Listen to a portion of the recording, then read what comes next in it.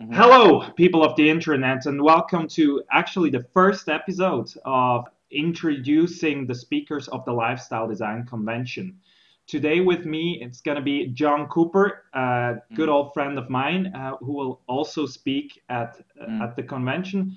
John, maybe because I'm actually very shitty prepared to this talk. So, tell me a little bit about yourself and the projects that you have at the moment. Okay, I was hoping you were going to say, welcome to introduce me to your background. And then I was about to say, well, this is a lovely wooden shelving system here. I've got some nice Damn. VHS and DVDs, but you didn't let me have the joy of that joke, so I'm very never sorry mind. about that. Anyway, let me tell you about my background anyway. Yeah. Um, Started off as a kid who was very into sport, tried to excel at sport and played high level football, squash, golf. And I thought I was going to be a sportsman, to be honest. And I kept giving up one to take up the next sport and the next sport. And then eventually, girls and going out kind of came into my life. And so that took Okay. precedence over all the sports, unfortunately. I think I made the right choice now. And then what happened was I loved going out so much. I used to love partying and Mhm. socializing. That actually started my own party brand, my own club event. And it was just a party for just a few friends on a Mother's Day afternoon. And it turned out to be the seventh biggest night in England. 2,000 people turned up at this party. It was Amazing. known all over the world. It had replaced Head Candy, which is a massive global brand, party brand. It was just emerging. It was just sort of blowing up all over the world. And then some politics within the organisation, and the whole thing imploded like literally overnight. And I lost everything. And I'd attached my whole identity to this party guy who set up these amazing parties. And then it went from that to actually having nothing, pretty much, because parties are very transient. You've either got it or you haven't, and it's very hard to just replicate it and do another party. So Mhm. it turns out I had to start again. So I had to start on finding my identity again. In the process, I lost the love of my life, my girlfriend at the Mhm. time, and I was in a right hole. I had to go back to almost stacking shelves again. So I thought the next thing that I do is I want to build myself as the brand, so that whatever happens, I am the. You can't take that away from me. And even if I leave certain companies, I can come and go, but you can't take this away from me, this wisdom and this experience. So I decided to use my strengths and actually work on uh, what I'm good at, which is social interactions, building these lasting relationships with the world, with people, and inspiring them and innovating people, and using my innovation, using my art skills to actually, to just basically turn strangers into friends. That's one way I call it. Mhm. So that's the way I move through life. I'm like a social artist. Yeah. So I got involved in the pickup community, and that was the place that I went to, the recluse from losing my girlfriend at the time. And I thought if I can't have the love of my life, I'm going to become the best Casanova, the best seducer, and I can have any girl, anytime, any place. Mhm. But what I realized was that was actually just trying to. It was like a band-aid solution. I Mhm. thought that was the answer, but it wasn't. It was actually me having a little hole in the heart from being dumped, effectively. And I thought if I can conquer all these women and command and conquer and acquire all these women, then that will breach the gap in my heart. Then I'll feel whole. But what I didn't realize is the pickup community is like an illusion. It's basically trying to create addicts, trying to create these guys who think that I'm feeling like I need something, I'm addicted to something, I need that hit of something. Oh, if I get laid, then I'll get it. Then I'm going to feel balanced and Yeah. okay. And it's like a downward spiral. It's like an entropic system, which is just basically it's like creating heroin addicts. Because once you've got the goal, you're like, oh yes, I've got it. I feel whole. I feel good. And then a few days go past, a few weeks, and you're like, oh man, I haven't got laid for a while. I haven't approached the girl for a while. And of course, it just creates like a bunch of addicts. And where I'm coming from with all this is like I got into that community and I was doing all that kind of stuff, and I was getting worse with women than I was before. And then I realized to be good with a woman, you've actually got to reach a place of wholeness and what I call autonomy, where you can actually move through the world from a place of wholeness, where you've created an identity for yourself, you have a purpose, you're going out there and interacting with girls and the world from this place of not needing to take, not needing to acquire. and actually moving through the world, just like radiating this energy of knowing thyself and actually bringing people and absorbing them into your reality. Mm-hmm. And so that's why the work that I'm doing now is what I would call almost social artistry. So it's gone from pickup artistry to social artistry. So it's not about myopically focusing on there's the hot girl, and then blocking out everyone else from your reality. My map, my paradigm is I'm looking at the whole world holistically and I'm engaging with everyone, the waiter, the old Mm-hmm. lady at the bus stop, the guys, the people that would have no perceived value for me. I mean, I'm actually being charismatic and interacting wholeheartedly with all these people. And then it trickles down into my seduction. So then if I see the hot girl, I'm that kind of person with her that I have been with everyone. And it means that I don't have that same level of fear. Yeah. Because when you in from pickup, it's all about Just a quick yeah, question about that yeah, because yeah, I can feel that you're very passionate about it, and that's yeah. amazing. And I think just like for the viewers, what would be like the first step? Because you said you interact with the whole world, with everybody, and like you're the social human being right now. Like, what would be the first step that you would give to somebody who's still at maybe like already feels that he wants to be more extroverted, but what should that person do? What would be the Okay, first step? right. Well, the first thing I would do is I have this little catchphrase: turn every transaction into an interaction. Okay, Mm-hmm. so we can all do this when we're going into a coffee shop, when we're going on jumping onto the bus, when we're talking to the person on the the switchboard, when we have to ring up a certain company. Yeah.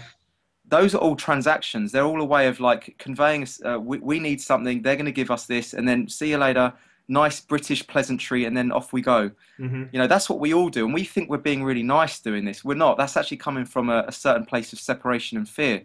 This is a human being talking to us right now. They had to have this robotic communication with all these people throughout their day. Just remind yourself these are human beings, and so humanize the interaction again. So every time you have this transaction, and let's say you go into Starbucks, actually shouldn't have said Starbucks, just your local coffee shop, right? Sorry. Local run coffee shop. Just when you see the girl at the counter, instead of saying hi, latte please, and she says £2.20, you just go in there and you go, hey, how are you doing today? You look happy. Or hey, Valentina, that's not an English name.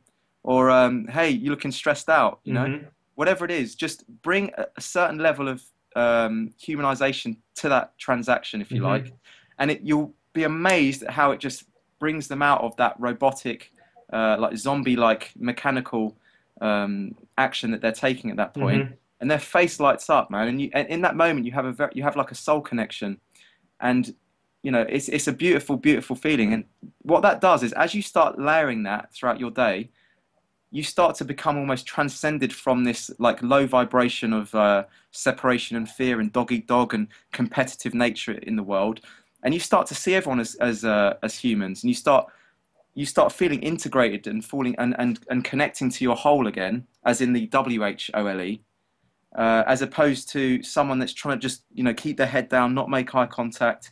And then of course, if you are that person who's just been very separated the whole day, and you see that person you want to talk to, you're going to feel the fear because you've separated yourself all day long. Mm-hmm. So just as a basic rule of thumb, turn every transaction into an interaction at a very base level, and we can all do that. Even if it's just walk into a bar and just say, "Hey, how are you?"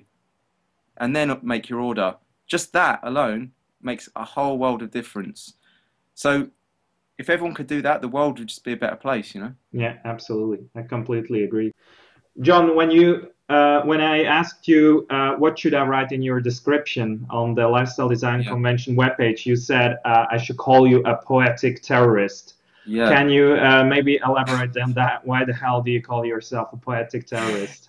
Um, I love that name, by the way, because It sounds the, cool, yeah. the idea of having the word terrorist in a domain or in your name is almost like, whoa, you can't call yourself that because, whoa, no, that's like, you don't want to be typing that into your search engine. But the fact that I'm calling myself a poetic terrorist is I'm subverting the energy and everyone's perceived idea of what a terrorist is. So what I'm doing within that name is how I engage with the world is I'm literally terrorizing people from a place of kindness, and that's what I do. So um, I'm interacting with all these different people, as I mentioned before, but I'm actually bringing some joy, bringing some some fun and some energy to them from a place of from a place of wholesomeness.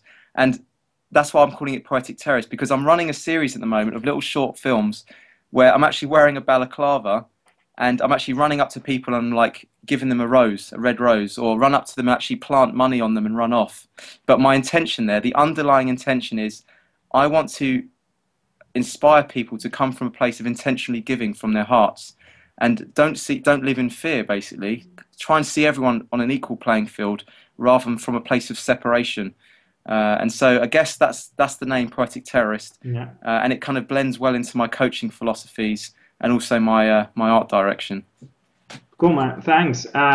If people want to see you at the Lifestyle Design Convention, and I'm sure they want to, Mm. what can they expect from you? Like, what topic do you want to talk about? Well, the topic that I want to talk about is how people engage with their reality, how they engage with their world, how they engage with other people. I'm going to not do a corporate type talk. I'm not that type of person. You know, Hopefully not. I'm sat here in a t-shirt. I'm not wearing a suit. You know, I'm not trying to please anyone. I'm just in my integrity, and this is how I am.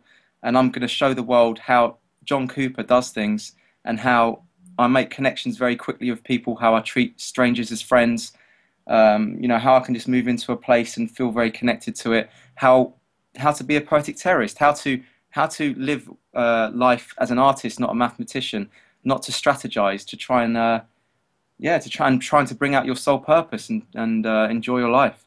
The title of the convention is the Lifestyle Design Convention, right? So let's move to that area of like lifestyle design on a holistic scale.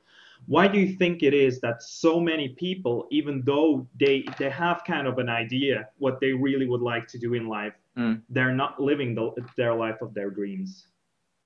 I don't know, lots of things, man, but I think the main one is the fact that we get drawn into a system effectively. You know, like we come out of school, we Yeah. get told that we must get good grades to get into college. We Yeah. must get the good grades at college to, you know, to get into university. Must get a good degree, and then we come out of that, and then we get straight into a job to pay off our debts, and then we're suddenly on the ladder, you know, and then if we don't get a promotion at work, we're a failure. If we don't get the good manager job, we're a failure. If we don't get as faster, nicer cars as our friends, then we're not doing as well as them. And we're basically just drawn into a system which is perfect for the little ant colony to keep itself going. And that to me is just like the wrong way of looking at your life. You know, that's like giving your power away to a system where I believe that people aren't taught this at school, but we all have a very unique gift inside of us that only you and I have and other people have, very unique to Agree. ourselves. Yeah.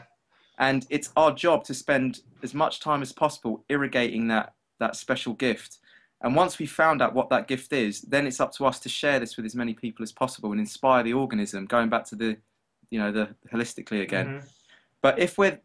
But alternatively to that, we can subscribe to this reality of we must consume more. We must have the nicer watch. You know, I've got a cheap Casio on, you know, because I don't buy into that. We must get the nicer watch, the nicer car. We must have the mortgage. We must have the 2.4 children, you know. And I mean, I'm not knocking families or anything, but really people just do that because, you know, they hit a certain age and they think this is what I'm meant to do at this age. And their parents are telling them this thing, the media telling this thing, that, you know, education throughout their lives are telling you this. But really that's not coming from their heart space. That's coming from the consumer mindset of trying to take all this stuff in order to feel good. Mm-hmm. You know, you turn on it, you open a magazine, you look on TV. It's just all telling you that a successful man has X, Y, and Z materials. You know, and so we fall into that culture very, Yeah. very quickly. But for me, it's about actually, I've never felt happier when I got rid of everything. I basically got rid of all my stuff. I had less and less. I just have like maybe a suitcase of nice clothes, and I'm completely free. I'm like a bird, you know, and I just travel the world, inspiring men, making amazing connections with people all over the world, and like own nothing, control everything.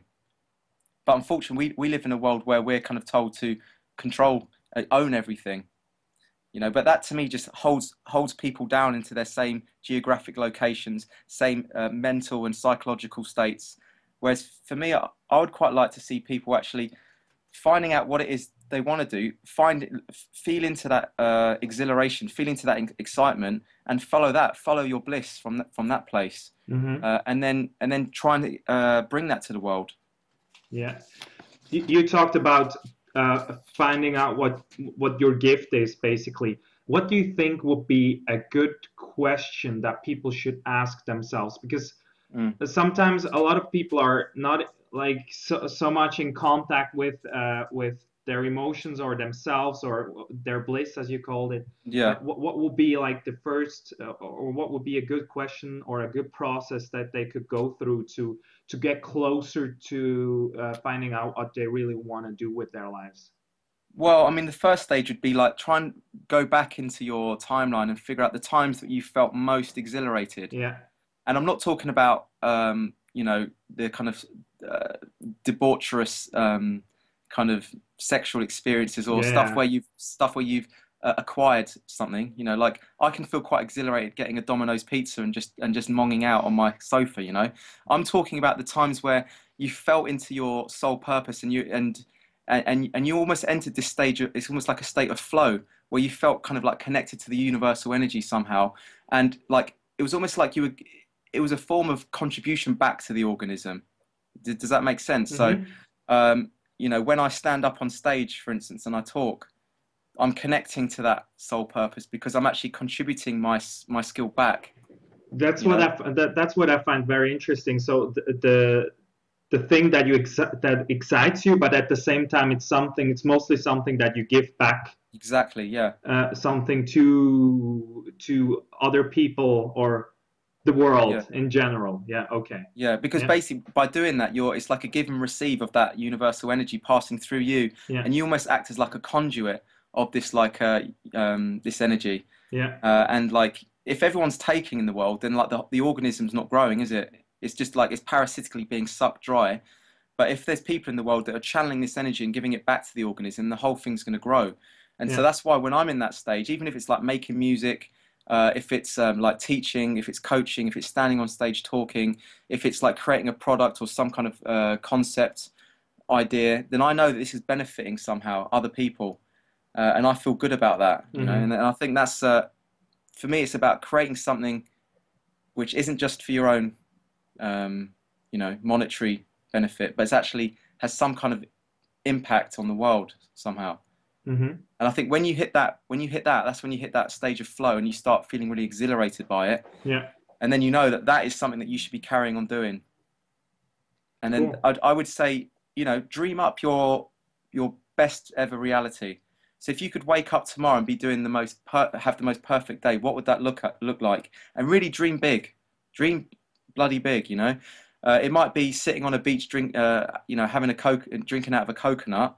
That's all good and well. But let's say you've had enough holiday now, and you've chilled on the beach long enough, and now you want to do something really powerful. Money is not an issue. What would this thing be? What would your day look like? So start off with wake up it could still be on a beach. You could still do all this work from a laptop, but let's not think about relaxing at this point. Let's think we've relaxed enough and we've got all that creative energy. It might be wake up at 10, overlooking the beach, open my emails, have this, have an orange juice and a croissant as I overlook the sea. Then I Yeah. make some calls, and then I go away and I coach some students, and then I do this, do that. Think about your ideal perfect day and dream big and what this is leading into. What is this big purpose that you want to have on the world? And don't sell yourself short. If you think this dream is unrealistic, still write it down anyway. Paint it with as many colors as possible. Make this in your mind as colorful and as vibrant as possible. Feel into it. Feel what this like is to become this kind of person, and then as you've set that intention, just start to see if you can manifest it. Everything is possible in this world. There's never been a greater time for infinite possibilities than right now. Yeah. So, John, if you think back, what would you say was your biggest failure?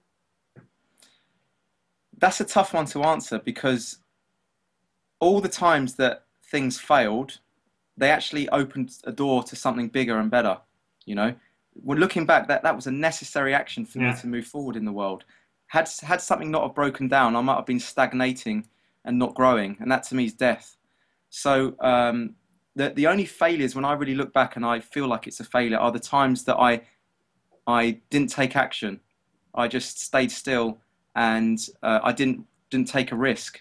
That's the only times I can see there actually being a failure. Because it's unfortunate we live in a world where that word failure just holds everyone down into a state of fear, you know, because we're so afraid of making a mistake that we stay still. Whereas for me, like failure should be a positive word. It should be a word like calibration. You know, it should be positively calibrating in order to grow and experience something new. But unfortunately, that word failure, everyone thinks it's a negative thing, and people are so scared of feeling into that failure. Like a child falling down and trying to stand up, falling down, standing up. Eventually, it's on Hmm. 2 feet. If you implanted the word failure into that child attitudinally, that child wouldn't get up on 2 feet. It'd be too scared. It'd be on the floor needing to do a boot camp. You know, so for me, there's no such thing as failure. Only maybe not taking action. Yeah. Um, so that's my kind of answer to that. Yeah. Cool. Awesome. Thank you. Yeah, that's great. That's great, my friend. Actually, I tell you, I cut my finger earlier. Oh shit. A paper cut. That's a That's one of your biggest failures, that's my bro. biggest Yeah. failure. Yeah, Yeah. that's good. Guys, make sure to come to the Lifestyle Design Convention in 2015 on the 10th and 11th of January, and make sure to hear John Cooper's talk. I'm sure it will be exciting. And yeah, until next time.